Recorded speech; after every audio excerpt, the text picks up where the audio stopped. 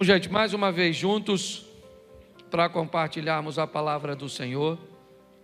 E de um tempo para cá, aos domingos, eu tenho ministrado uma série de mensagens, eu não sei, hoje eu vou até recapitular um pouco com vocês, que eu fiquei alguns dias ausente, mas o meu propósito tem sido falar sobre os ingredientes da vida, sobre aquelas coisas que, se colocadas na nossa vida da forma correta, no momento certo, nós podemos melhorar e amenizar muito a nossa passagem aqui na terra, que no que diz respeito à eternidade, dura muito pouco. O salmista diz no Salmo 90, no contexto dele, que a vida passa muito rápido, que o homem vive 70 ou 80, descreve como o final da vida com muita canseira e muito enfado, porque as coisas passam rapidamente, porque o tempo voa. A perspectiva de vida tem aumentado, graças a Deus. Hoje as pessoas vivem um pouco mais, mas mesmo assim, a passagem por aqui ainda é muito pequena. Qualquer erro que possamos cometer, dependendo do grau, ele pode comprometer muitos anos da nossa vida tentando consertá-lo. Muitas vezes uma dívida contraída num ano pode ser paga em 3, 4, 5 ou 10 ou não. Muitas vezes, para que esse erro seja apagado, algo precisa ser feito, um tempo precisa passar para que seu nome seja removido de um órgão de proteção a um crédito. Muitas vezes as pessoas acabam traindo, e muitas vezes uma traição faz com que nunca mais você tenha o mesmo nível de relacionamento. Tem coisas que você vive no passado que pode descredenciar você para sempre, para viver determinadas coisas no futuro. Por exemplo, quem aqui teve hepatite, levante a mão. Já teve hepatite? Levante a mão. A senhora, aqui também. Vocês podem fazer muita coisa por mim.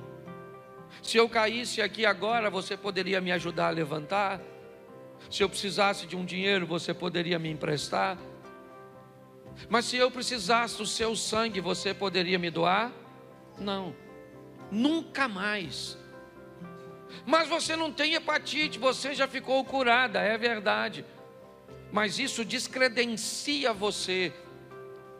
É muito importante nós entendermos que, por mais que venhamos a nos recuperar, tem determinadas coisas que podem nos descredenciar para sempre. Eu estou falando aqui usando uma patologia como exemplo, mas o que eu quero falar é de que muitas pessoas cometem erros gravíssimos e depois precisam levar muito tempo, deixam de viver para sobreviver. Então, se nós diminuirmos esses erros, se nós nos tornarmos mais assertivos, se nós nos tornarmos mais sensíveis à voz e às instruções de Deus, essa margem vai diminuir. Jesus, disse: eu vim para que tenham vida e a tenham em abundância. Mas a mesma Bíblia que diz isso também diz que no mundo nós teríamos aflições. O que eu procuro mostrar para a igreja é que as aflições são inevitáveis, porém pontuais. Segundo a Bíblia, eu vivo uma vida abundante com dificuldades pontuais, e não uma vida pontual com dificuldades abundantes. É isso que muitas pessoas têm vivido, espasmos de felicidade, espasmos de conquistas. São sempre coisas esporádicas, porque o tempo inteiro são sofrimentos, o tempo inteiro é escassez, o tempo inteiro é dificuldade, o tempo inteiro é sofrimento, é solidão. Tem alguma coisa de errado. Não é isso que a Bíblia, o Deus que você serve, te propôs. O que Ele propôs foi uma vida abundante, e que volta e meia você vai sofrer. As aflições virão de forma bem pontual.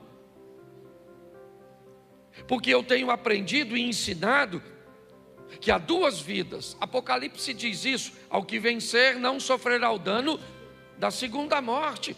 Duas vidas, duas mortes. A segunda morte separa a nossa alma de Deus. A primeira morte separa o espírito do corpo. E Deus sempre focado em trazer bem-estar, as duas, é lógico, sempre focando a prioridade, a alma. Não temos aquele que pode matar apenas o corpo, mas temos aquele que pode matar o corpo e ainda matar a alma, separar a alma. Baseado nisso, eu peguei alguns ingredientes, já falei de 3, hoje é o quarto, são 8 na verdade. Já falei de fé, governo, pessoas e hoje falo de objetivos. Vou falar ainda de generosidade, legado, saúde e aprendizado. Mas só para recapitular aqui, o primeiro que eu falei, vocês lembram? Eu falei de quê? É por isso que a gente tem que falar sempre. Por muito tempo eu tive dificuldade de repetir as coisas, porque parece que quem repete não tem conteúdo, fica falando sempre a mesma coisa. Mas depois eu olhei para os evangelhos e tem 4. E 3 repete a mesma coisa para os crentes. Por quê? Porque sabia que os crentes iam esquecer. Então Marcos escreveu e disse, é desse jeito. Aí vem no Mateus vem desse jeito. Aí vem o Marcos desse jeito. E vem o Lucas e desse jeito. E o povo ainda não lembra. Então o primeiro ingrediente é fé. Fala comigo, fé. Isso, esse é o primeiro ingrediente. Sem ela é impossível agradar a... O justo viverá pela... Isso. Então fé é a primeira coisa que você precisa ter. Até o profeta Gilberto Gil já sabia disso. Quando disse, anda com a fé eu vou, que a fé não costuma falhar. E mesmo quem não tem fé, a fé costuma acompanhar. Pelo sim, pelo não. Então até o ímpio sabe. E tem os crentes que andam sem fé, tá certo? Então eu mostrei para você que ela nasce quando você ouve, certo? É isso. A fé vem pelo e ouvir a palavra de... A fé torna tudo possível. Sim ou não? Tudo é possível aquele, mas possível não é realizável. Tem gente que me parece que confunde, porque está a fim de confundir. Porque se eu perguntasse a você, olha, domingo tem jogo no Maracanã, Flamengo e Vasco. Você vai? Você me responde assim, possivelmente. Você vai ou não? Fala para mim, se você me disser possivelmente, você vai ou não? Nossa.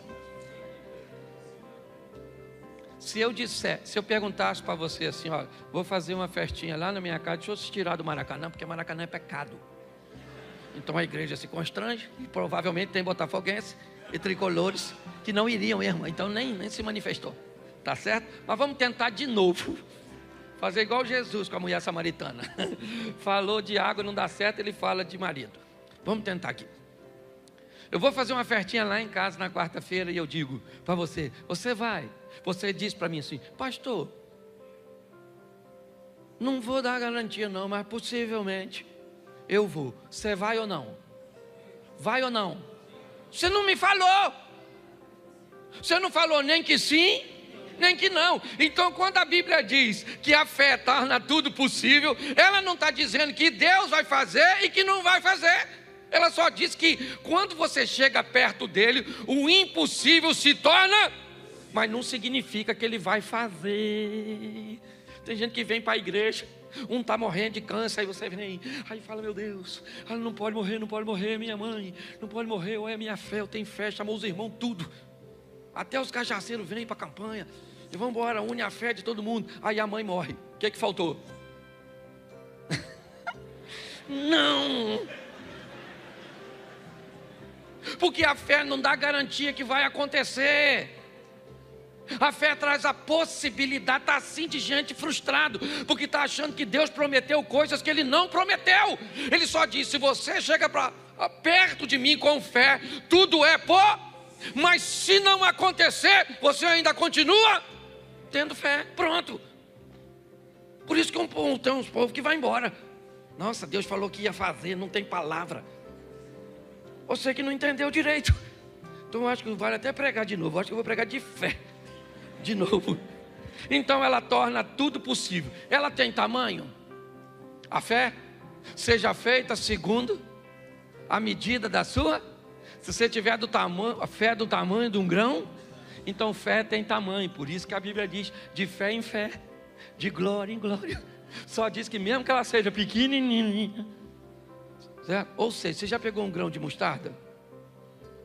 Já pegou, não? Eu não tenho nem como é que eu vou comparar aqui.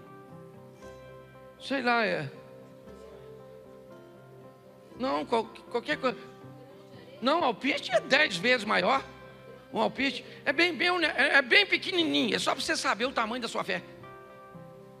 Sabe esse pequenininho? A nossa não chega nem nesse pequenininho. Depois eu vou trazer. Aqui vou botar na sua mão. Você vê a sua fé. Então ela vai crescendo de fé em fé, de glória em. E de que tipo deve ser a sua fé? Ela tem tipo, claro. Me mostre a sua fé com as suas obras. E tenha uma fé realizadora. Fala, realizadora. Vou fazer como professor agora. O primeiro é isso, só para você não esquecer mais. Porque eu perguntei, você não lembrava? Primeiro é isso. Tudo é possível, sim ou não? E ela nasce como? Ouvindo. A fé vem pelo e ouvir a palavra de isso aí. Não é o WhatsApp, é a palavra de Deus. Você, pastor, então o senhor está dizendo que eu não posso ouvir? Pode ouvir o que você quiser.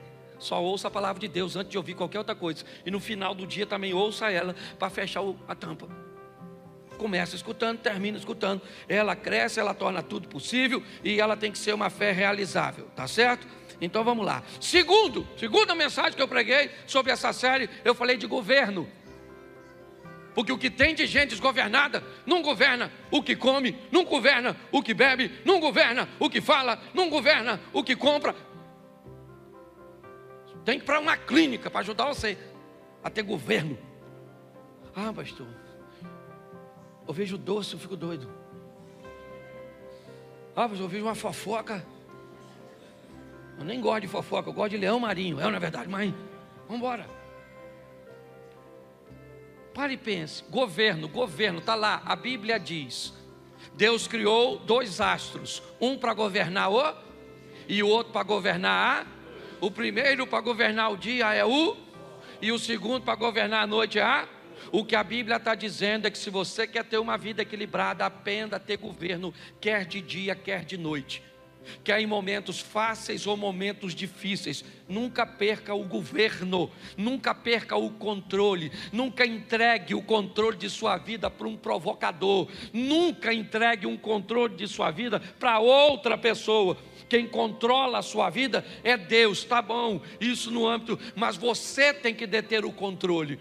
Um dia, um governador da Judéia, Herodes, entrega o governo da Judéia no momento diurno, no momento agradável, na festa de seu aniversário. Já falei isso aqui, estou repetindo, você deve lembrar. Para quem? Para uma menina, Salomé, uma dançarina. O governo inteiro, Herodes era chamado de rei dos judeus.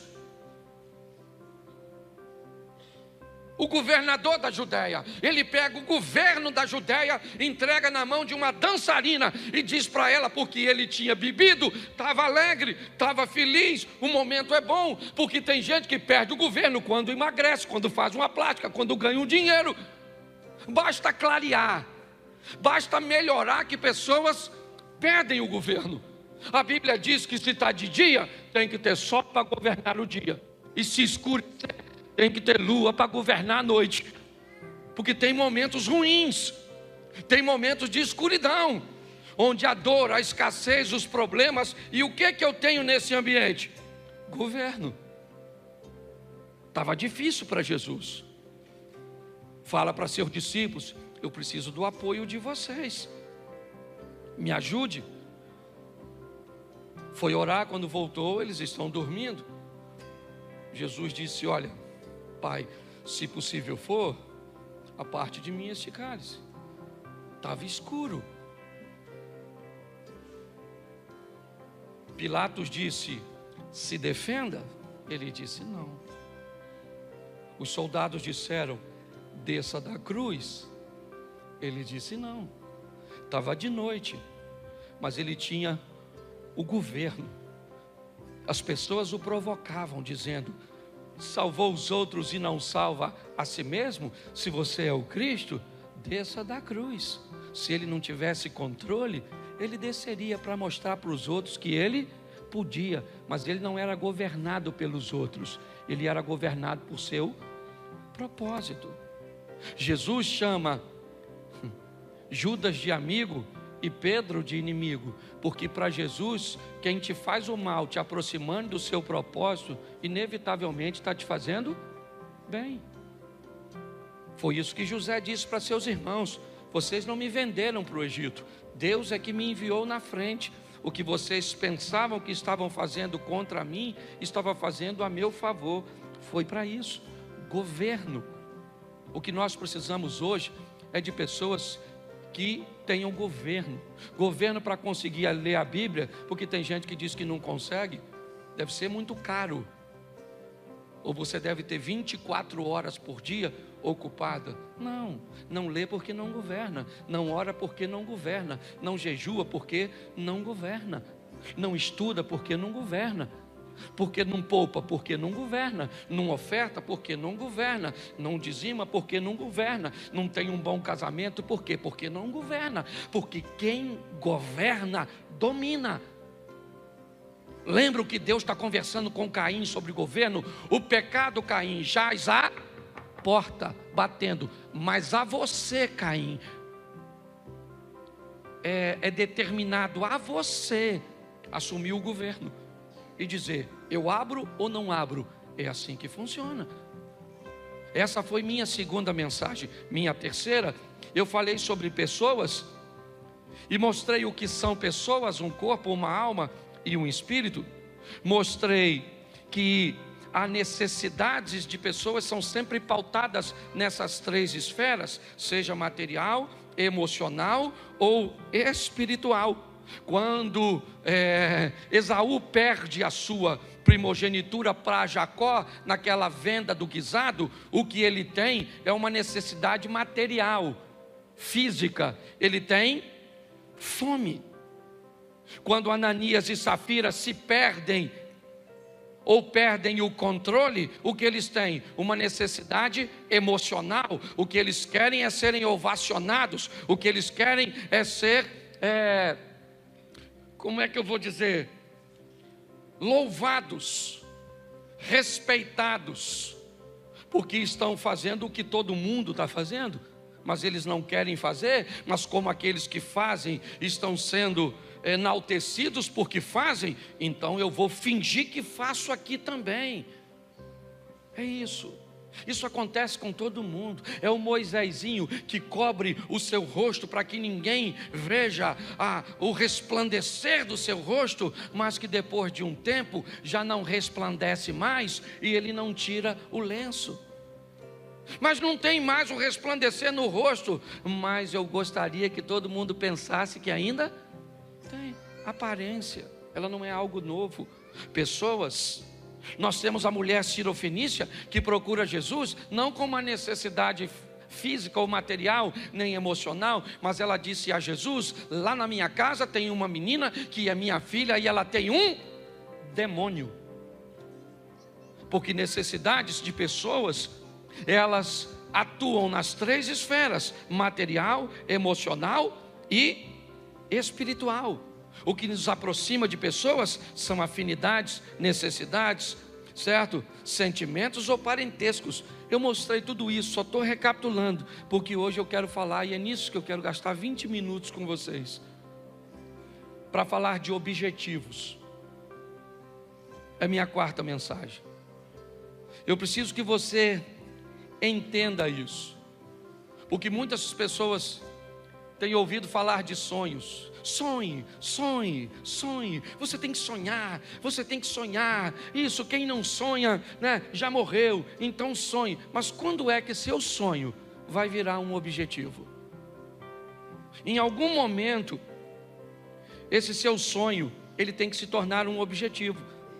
Então eu preciso entender, se objetivo é a mesma coisa que propósito, vamos tratar assim, eu preciso entender que eu posso viver uma vida onde são os meus propósitos e os propósitos de Deus, ou eu posso viver uma vida que são os propósitos de Deus e os meus propósitos. Eu tenho um relacionamento não tão próximo, mas nós temos um tipo de amizade até bem legal entre eu e pastor Josué Gonçalves. Ele é reconhecido no Brasil como um pastor de família, e eu também tenho reconhecimento na mesma linha. E uma vez conversando com o pastor Josué, eu perguntei a ele sobre seu ministério, e ele me disse: Cláudio, para falar a verdade, eu olhei que não se falava basicamente só de família no Brasil. Então eu resolvi falar de família e pedi a Deus que abençoasse meu ministério. E eu falei: cara, o meu é totalmente o contrário. Eu nunca pedi a Deus para falar de família. Deus me colocou falando de família e isso virou meu propósito. Para o Josué, ele pegou o propósito dele e pediu Deus para abençoar, e aconteceu. No meu, Deus me deu um propósito e eu tomei como meu. Então eu preciso que você entenda que há esses dois modelos, e que muitas vezes você vai se ver dentro de um propósito que foi Deus que te levou, e você vai viver bem nele, como aconteceu comigo. Em outras ocasiões, você pode pegar um propósito que é seu e levar para Deus, e Deus pode aprovar e fazer com que isso aconteça. Mas eu aprendi que sonhos são aquelas coisas que eu quero. Isso. Eu quero me formar, eu quero me casar, eu quero ter uma casa, eu quero ter isso, eu quero fazer aquilo. Nossa, isso é extremamente legal. Mas objetivos são aquelas coisas que eu vou fazer acontecer. Sonho não se realiza, a não ser que ele se torne objetivo. Ou você faz de seu sonho virar um objetivo, ou inevitavelmente você vai morrer querendo alcançar alguma coisa que nunca alcançou. Então eu vou mostrar para vocês aqui rapidinho quando um sonho se torna um objetivo. A postura do sonhador muda. Ele começa a agir de outra forma. Ele quer comprar algo. Enquanto ele quer comprar algo como sonhador, ele não compra. Não. A postura de sonhador é diferente. Aqueles que têm objetivo e propósito é que alcançam. Você vai chegar na casa de alguém que quer comprar, mas só tem sonho. A geladeira está cheia. Ele sai para comer fora. Ele usa roupa de grife e compra talvez todo mês. Quando você chega na casa de alguém que tem objetivo, provavelmente vai ter água na geladeira. Vai comer ovo. Não vai sair para comer fora. O sapato vai ter que durar 1 ano. Só tem 2, o marrom e o preto. Porque o objetivo, ele traz responsabilidades. E preste atenção, porque eu vou mostrar isso com um texto bíblico, senão vira autoajuda.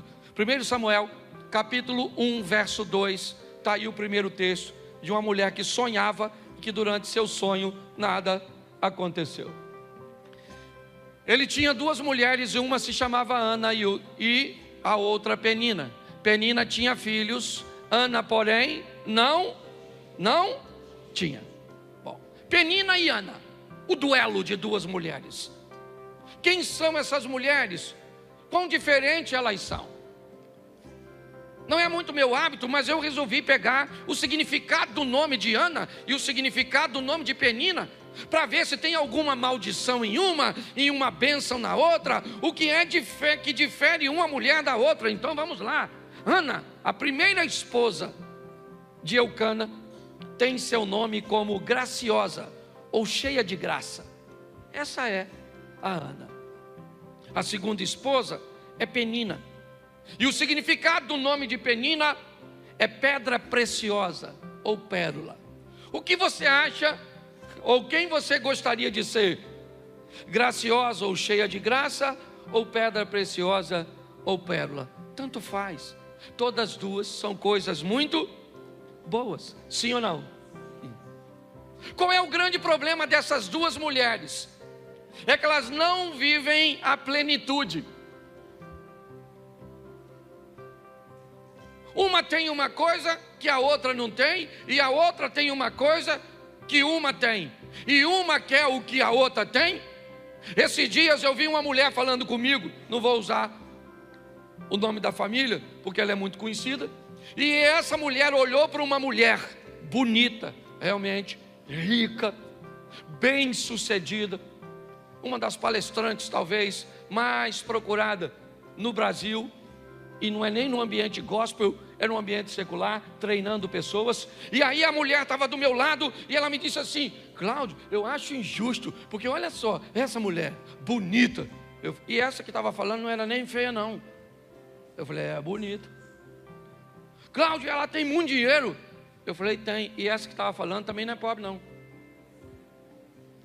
E olha, Cláudio, como é que ela tem essa desenvoltura para falar? Aí essa daqui não tem não. Essa estava falando, ela não é palestrante não. Eu queria ser ela, Cláudio. Aí eu olhei para ela e disse assim: nossa, eu nunca imaginei que você gostaria de ser uma mulher que perdeu um filho tão jovem. Ela me disse, como assim? Eu falei, faz pouco tempo que o filho dela morreu. E eu jamais imaginei que você gostaria que seu filho morresse. Aí ela virou para mim e falou assim: não, essa parte eu não quero não. Ou seja, quando você olha para a vida dos outros, você só quer a coisa boa, mas tem que ir tudo. Esse dia alguém falou: Cláudio, pensa eu com o ministério do pastor Vitor Hugo. Esse eu posso falar que é meu amigo. Eu falei, eu já pensei você com o câncer que ele enfrenta. Ah, mas o câncer eu não quero, eu quero a profecia. Pare para pensar. Quando nós olhamos isso, eu preciso que você reflita. O que Penina tem? Você lembra? O que ela tem? E o que Ana tem? Ela tem o quê? O amor do marido. O que Penina tem? E o que Ana tem? Penina, para ter filho, fez esforço? Sim ou não? Não, ela só teve. Bastava ver a cueca do Eucana. E a gente vai falar, tem que ser objetivo, ô irmão. Que esse dia eu estava pregando num culto, falei Eucana, tinha um cara no primeiro banco, sabe o que ele falou? Aí, pastor, Eucana também.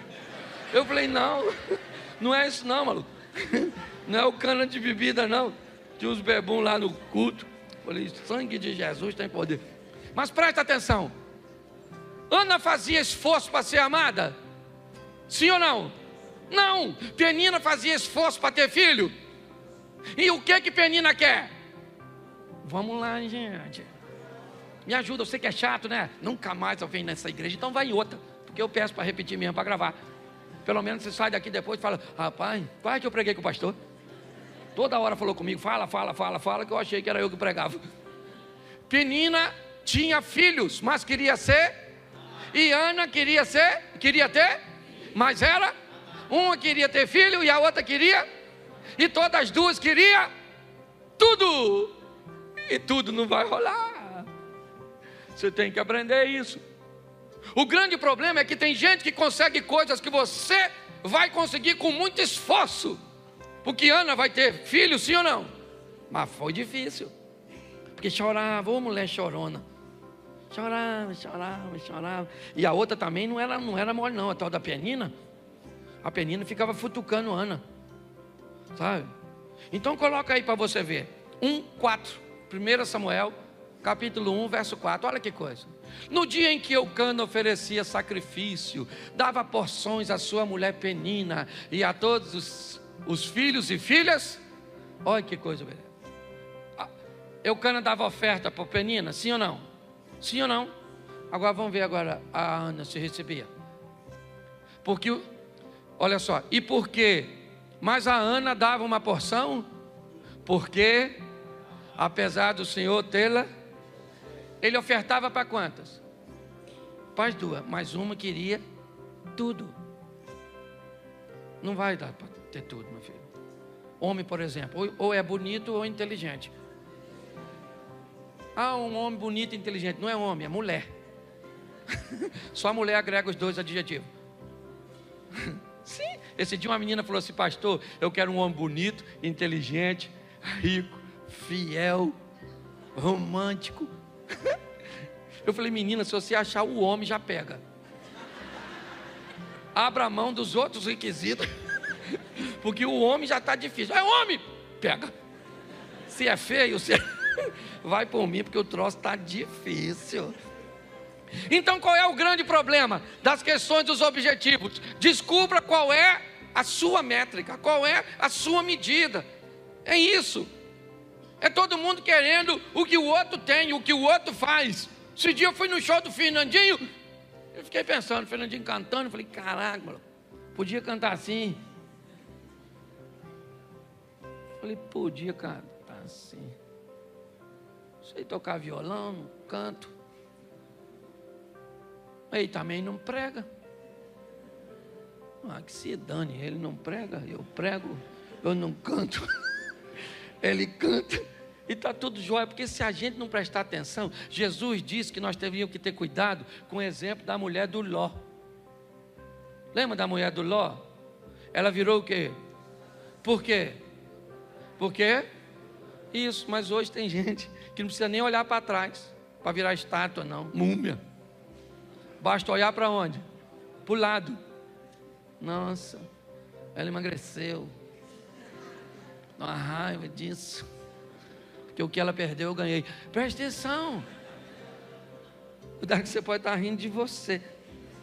Descubra a sua medida. Eu acho legal. Vou usar mais 2 textos e termino aqui, porque esse culto é mais curtinho. E aí, nós temos outro culto e eu vou pregar de novo. Você acredita? Lá em Israel eu preguei umas 3 vezes por dia, não foi, Mary?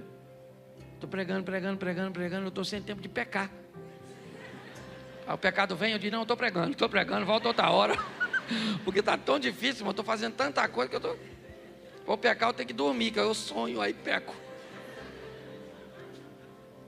Quando os sonhos viram o objetivo, as coisas mudam.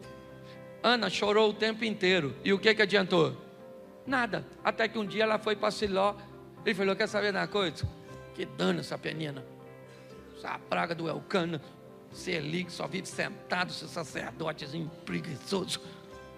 Hoje eu vim falar com Deus. Chegou lá, a Ana começa quietinha lá, e falando: Senhor, eu quero um filho, eu quero um filho, eu quero um filho. Eu quero um filho, eu quero um filho. Eu sempre quis um filho para mim, estava preocupado comigo, mas agora eu quero um filho para o teu reino. Eu quero um filho para que ele seja entregue para ti. E eu não quero saber. E a penina não teve tempo de provocar. O Elcana não teve tempo de dizer que ele era melhor. E aí o sacerdote olhou para ela e falou: e aí, Ana? Bebeu o que, minha filha? Presta atenção. O sacerdote chamou ela de pinguça. É o Satanás ou não é? No sacerdote.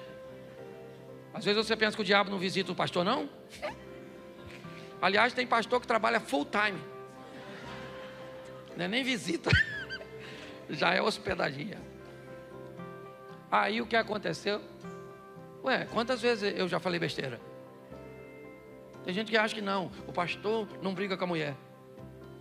O pastor não... Eu brigo, né, filho? Nós briga. Porque nós é gente. Você vai na nossa casa, está bagunçada.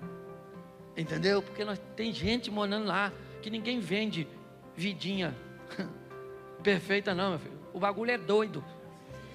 Você sai daqui para ser crente, o Satanás está querendo impedir. É desse jeito que funciona. Esse dia o cara falou comigo: pastor, falar com o senhor, eu não olho para mulher nenhuma mais.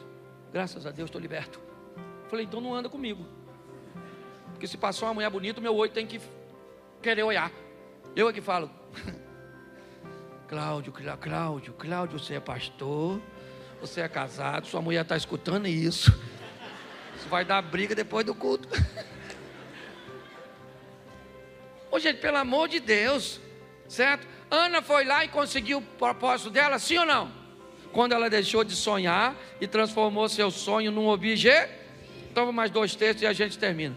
Marcos capítulo 5, verso 25. Só peguei a história conhecida para ficar fácil para a igreja. Marcos 5, 25. Coloca aí, por favor. Isso. Estava ali certa mulher que há 12 anos vinha sofrendo de hemorragia.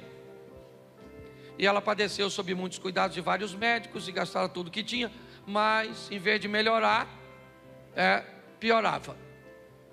Quando ouviu falar que Jesus, chegou por detrás dele, no meio da multidão, e tocou o seu manto. Porque pensava, porque o quê? Se eu somente tocar em seu manto, ficarei. Presta atenção, qual era o sonho dela? Qual era o sonho dela? Ela queria ficar curada ou não? Sim. Ela tentou a cura no método convencional, sim ou não? Ela procurou os médicos, fez tudo o que podia, deu certo?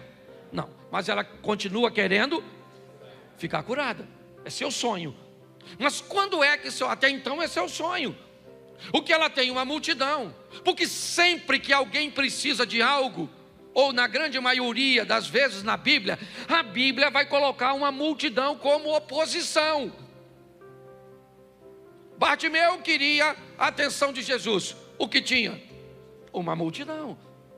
Vamos lá, estão conduzindo um paralítico a Cafarnaum, a casa de Jesus. O que tem na casa de Jesus?